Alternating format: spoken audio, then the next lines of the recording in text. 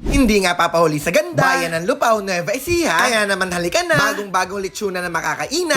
Ready at handang-handa na. Kung ganito ba naman kasarap ang iyong nasa harapan, yung kanilang chicken inasal, lechon na talaga naman pinag-uusapan. Dahil sa halagang 159 lamang, may only juice, only sabaw, Toda Max ang food trip, may unlimited na kanin sa bayan ng Lupao. Garantisado panalo. Solido pag ito natikman. Hindi nga kompleto ang handaan. Pag walang Cebu lechon roll sa inyong harapan, tunay nga katakam-takam, malinamnam na malinamnam, laman na kay lambo, balat na kay lutong-lutong. Ngayon nga nangunguna sa dami ng produktong mapipili at makikita sa lechonan nila. May lechong kilawin, saktong-sakto yung timpla at asin. Pagdating naman sa lechon sisig, sisling na pwedeng ulamin, papakin at pulutan din. Isa nga dito paborito, lechong kare-kare. Sarsa pa lang ang sarap-sarap ni Re. Hindi magkukulang dahil may merienda, palabok na may Shanghai, may lechong sahog sa ibabaw. Para sa inyo ito, hindi na nga mag-iisip ng handa ngayong Pasko. Bagong taon pwede rito mag-dining, pwede ring mag-takeout para sa bahay, pagsalu-saluhang ulamin. Sa Buen Caminos Commercial Unit, Poblacion East Lupao, Nueva Ecija, may bagong lechonan na makakainan. Dito nga kauna-unahan.